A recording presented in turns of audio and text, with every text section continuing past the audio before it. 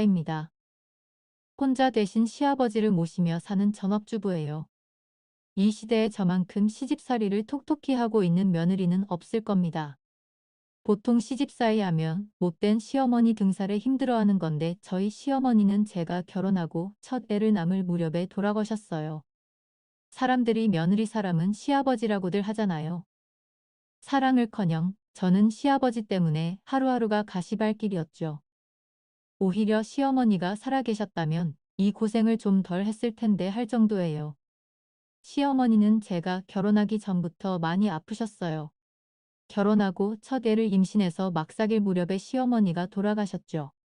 저는 곧 출산 예정일이 임박한 채로 시어머니의 장례를 치렀어요. 며느리라고는 저 혼자여서 장례를 치르는 3일 내내 제대로 발 한 번 못 뻗고 조문객 접대를 하느라 죽을 고생을 했죠. 시어머니 발인 날 장지에 가서 시어머니 하관을 하는데 배가 너무 아팠어요. 병원에서 의사 선생님이 알려준 출산 예정일은 3주 후였는데 장례를 치르느라 고생을 너무 해서 그런지 아기가 좀 서둘러 나오려고 하는 것 같더라고요. 장지에서 양수가 터지고 급기야 앰뷸런스를 불리서 산부인과 병원에 갔죠. 그렇게 첫 아이를 낳았습니다. 첫 아이는 딸이었어요. 큰딸아 이의 생일은 할머니의 제삿날 일을 뒤가 된 거죠. 시어머니 발인 때 참석했던 시댁 친척분들은 제가 출산을 한 병원으로 우르르 오셨습니다. 그러면서 하는 말이 갓난아이를 보고 아무래도 할머니가 환생을 한 건지 모른다. 아무리 봐도 할머니랑 쏙 빼닮았다. 그런 말들을 했죠. 무슨 티베트의 달라이라마도 아하고 갓 태어난 아이한테 할머니 귀신이 불었다는 소리처럼 들려서 무척 어났어요. 그런데 시아버지는 저보다 더 언짢아 하시더라고요. 시아버지가 그리시는 건 아들이 아니라 딸이어서 그랬던 거였죠. 주변 친척들은 첫 딸은 살림 미천이다.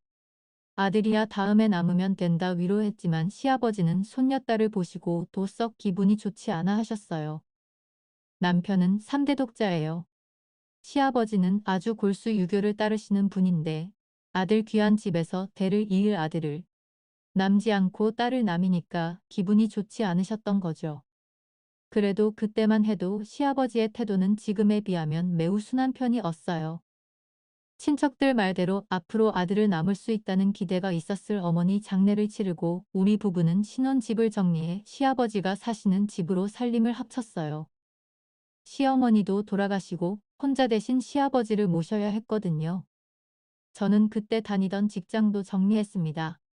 아이 키우라, 시아버지 건사하라, 도저히 직장을 다닐 수 없겠더라고요. 시아버지는 원래 제가 직장을 다니는 것도 탐탁치 않아 하셨어요. 여자가 시집을 오면 남편 건사 잘하고 시댁 어른들 보필 잘하면서 아들 남아서 키워야 한다는 생각을 갖고 계셨거든요.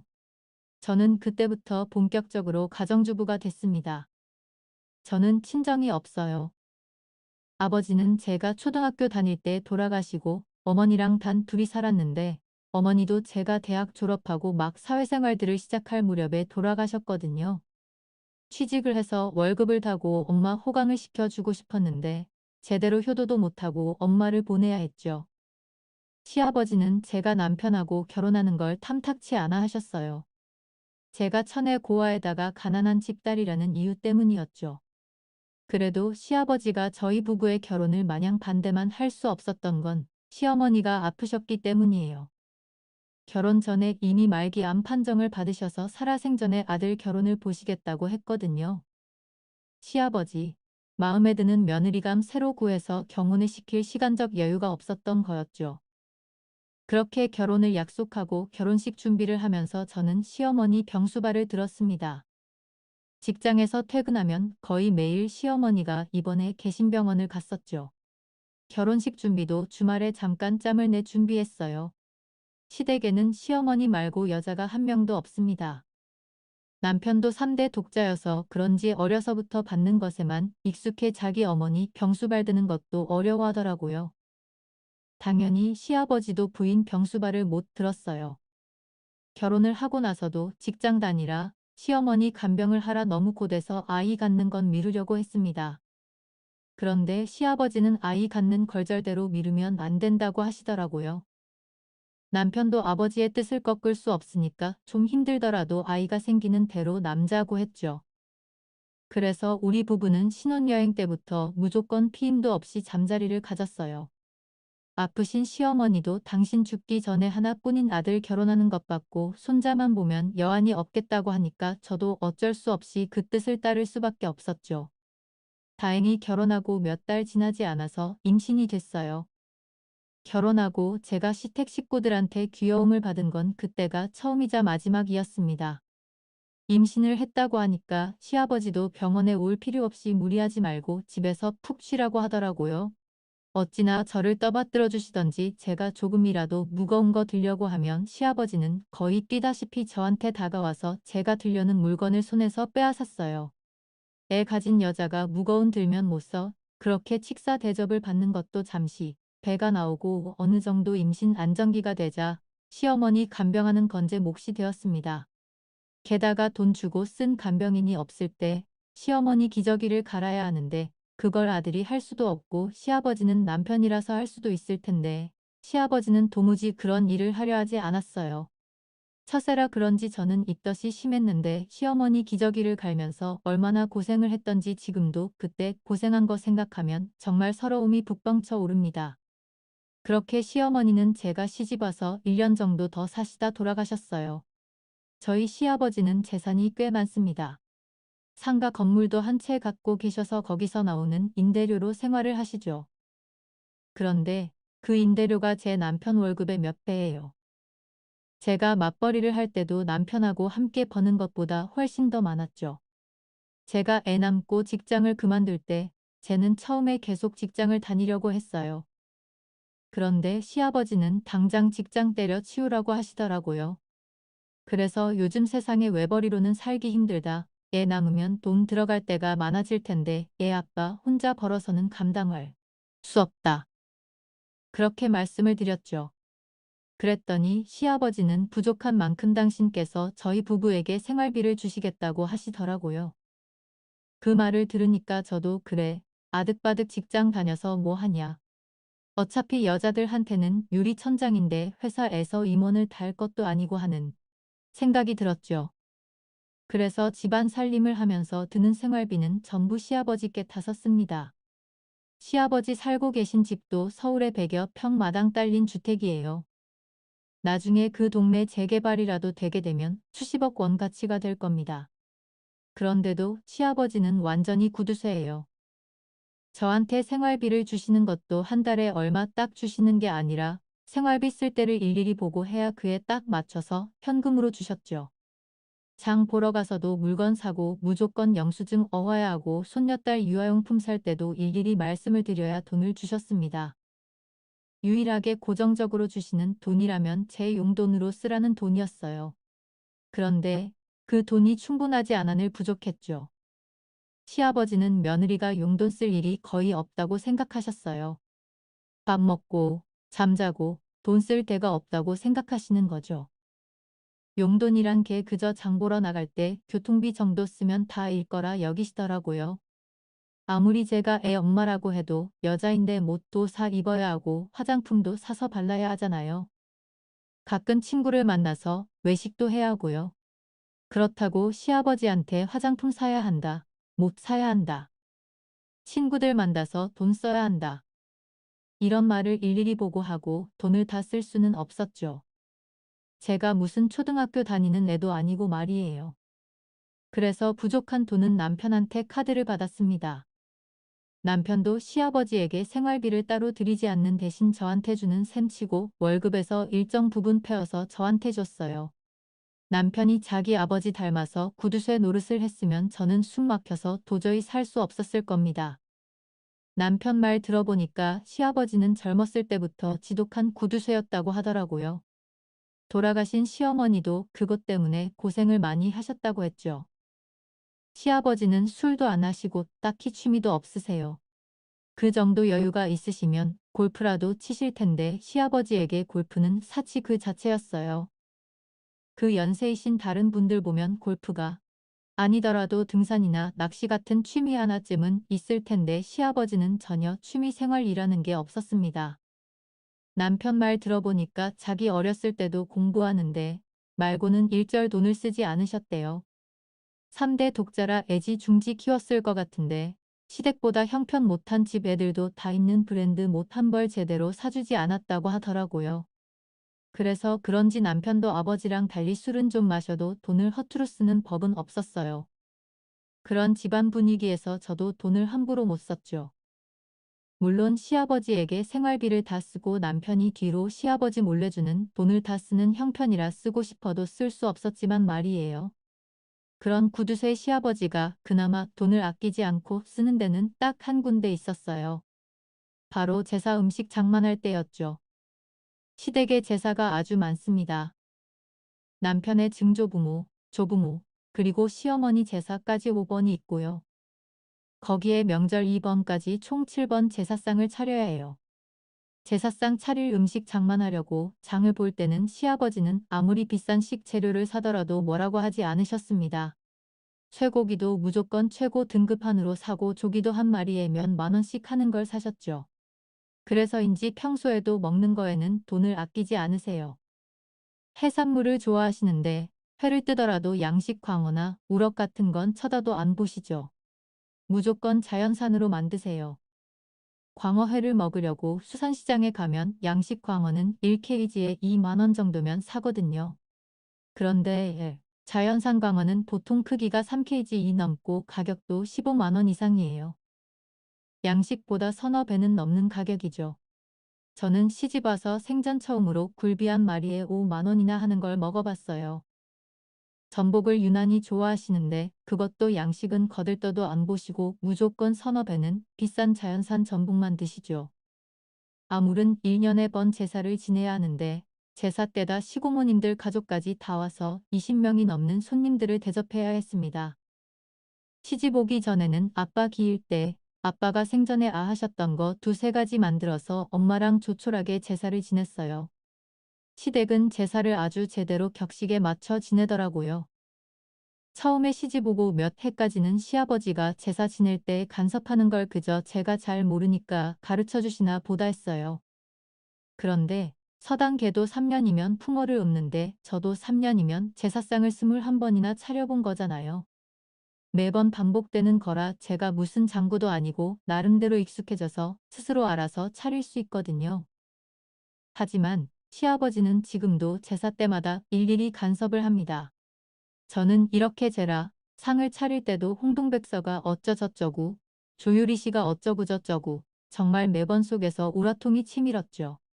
그렇게 참견하실 거면 아버님이 직접 차리세요라고 소리치면서 제 사상을 확 뒤집어 엎고 싶은 마음이 굴뚝같이 들었어요. 정말 제사 한번 치르고 나면 황병이 날 지경이었죠. 게다가 제사 준비할 때 집안의 여자가 저 혼자입니다. 딸은 도움을 받기에는 아직 어리고요. 남편은 아무래도 시아버지랑 달리 요즘 세대라 저를 좀 도와주려고는 해요. 그런데 시아버지는 사내가 부엌일을 하면 큰일 난다며 부엌에 얼씬도 못하게 하셨습니다. 저는 시아버지 성화 때문에 남편이 뭘 도와주려고 해도 그냥 됐다고 부엌에서 내보내기 일쑤였죠. 그렇게 시집살이를 하는 중에 둘째를 갖게 됐어요. 시아버지는 이번에는 아들이겠지 하시며 잔뜩 기대를 하셨습니다. 하지만 둘째도 딸을 낳았고 시아버지는 첫째 때보다 더 낙담을 하셨죠. 저는 둘째를 낳으면서 임신 중독이 하도 심해 아이를 그만 낳으려고 했어요. 요즘 세상에 하나 남는 것도 대단한 일인데 둘까지 남았으면 할 만큼 한 거 아니겠어요. 하지만 시아버지에게는 씨알도 안 먹힐 변명이었죠. 여자가 시집을 왔으면 대를 이들 아들을 낳아야만 한다는 거예요. 그래도 저는 도저히 셋째를 낳을 마음이 안 들었습니다. 그래서 남편하고 상의해 시아버지 몰래 피임들 했죠. 저희 부부가 피임을 해도 시아버지가 어떻게 아시겠나 생각하면서요. 그런데 어느 날 시아버지가 한약을 한 첩 사오시더라고요. 둘째 남고 2년이 지났는데 도 셋째 소식이 없으니까 제 몸에 무슨 문제라도 있는 거 아닌가 해서 용하다는 한의원에 가서 애 잘 갖게 하는 보약을 지어오신 거예요. 몸에 문제가 있는 게 아니라 피임을 한 건데 시아버지는 제가 피임을 할 거라고는 꿈에도 생각하지 못하셨던 거죠. 저는 어쩔 수 없이 그 약을 먹었습니다. 시아버지는 제가 몫이라도 약을 걸을까봐 꼭 당신이 보는 앞에서 약을 먹게 하셨죠. 그뿐만이 아니었어요. 밤이 되면 저희 부부 방 주변에 계시면서 애들아, 이제 부부 구실해야지 이렇게 말씀을 하셨어요. 무슨 옛날 조선시대 때 왕이 충전하고 합궁을 할 때면 문 밖에서 상궁들이 이래라 저래라 잠자리 시중을 드는 것처럼 말해요. 왕이야 아랫 사람이 도와주려고 그런 거니까 별 상관없겠지만 저는 시아버지가 그러고 있으니 얼마나 부담이 됐겠어요. 정말 스트레스가 이만저만이 아니었죠. 낮에 시집살이하는 것도 힘들고 1년에 7번이나 제사 치르는 것도 힘들어 죽겠는데 적어도 부부 침실에서만큼은 눈치 보지 않고 푹 쉬어야 할 거 아니에요. 그런데 시아버지는 아들 남아야 한다고 부부 침실까지 간섭을 하신 겁니다. 저는 시아버지의 그런 행동 때문에 우울증에 걸렸어요. 당연히 임신이 되지도 않았고요. 우울증이 하도 심해서 정신과 병원에 갔는데 의사 선생님이 시댁이 아닌 편한 곳에서 휴식을 가져야 한다고 하더라고요. 남편은 제 상대를 보고 도저히 안 되겠다 싶었는지 회사에 그동안 쓰지 않고 쌓아둔 연차를 다 모아서 한 달간 여행을 가기로 했습니다.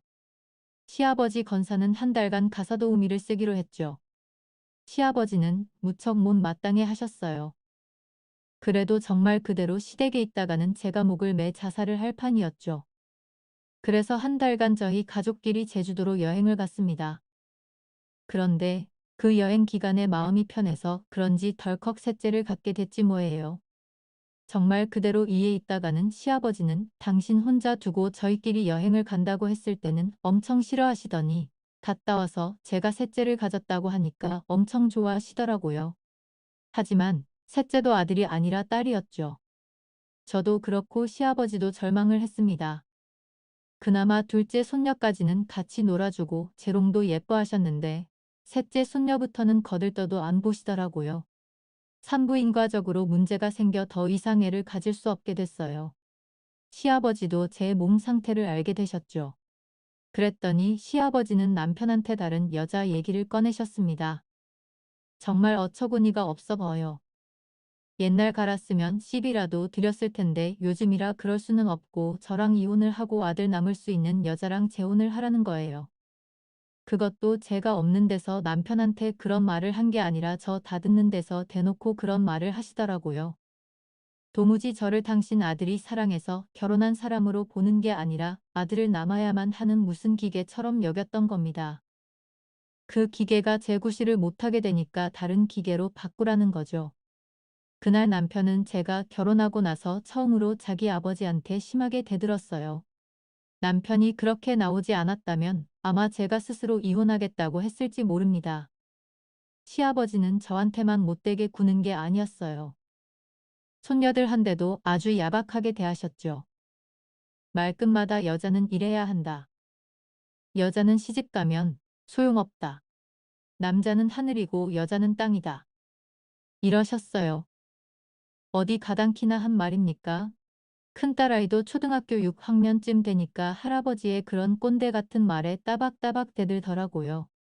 어려서는 그래도 장손녀라고 예뻐하시더니 머리 긁어졌다고 대드니까 손녀도 멀리하셨죠. 그렇게 셋째 남고부터는 전보다 더 집안 분위기가 좋지 않았어요.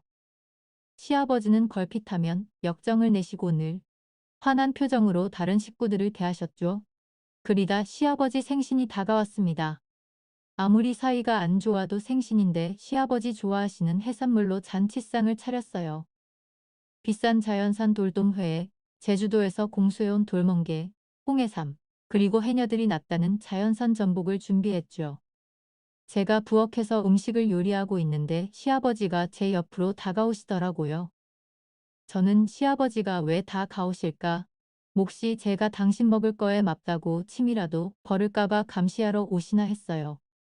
그런데 시아버지가 평소와 다르게 이렇게 말씀하시더라고요. 전복이 뽀얗고네. 아주 맛있겠다. 저는 시집와서 시아버지가 저렇게 다정한 말투로 말씀하시는 걸 첫째 임신했을 때 말고는 들어보지 못했어요. 그런데 무슨 해가 서쪽에 뜬 것도 아니고 시아버지께서 부드럽게 말씀을 하시는 거예요. 저는 도무지 무슨 영문으로 시아버지의 태도에 변하셨는지 모른 채 생신상을 차렸습니다. 그리고 정신없이 상차림을 준비하고 있는데 남편이 잠깐 부엌에 들어왔어요.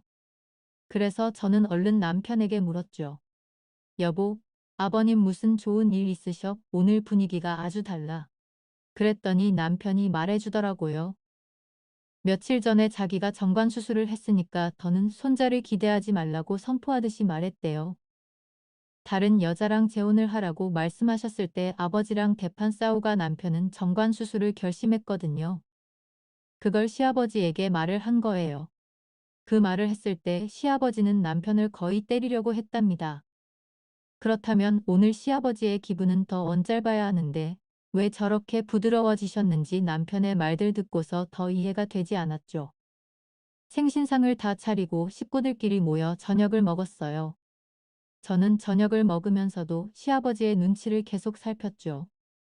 시아버지의 태도가 180도 바뀐 이유는 저녁을 다 먹고 생일 케이크 촛불을 불고 나서 알게 됐습니다.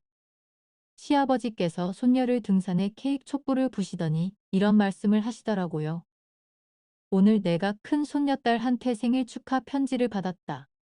이 나이 먹고서 13살 먹은 손녀딸한테 아주 톡톡히 배웠어. 저는 첫째 아이가 무슨 편지를 썼길래 저리시나 궁금했어요.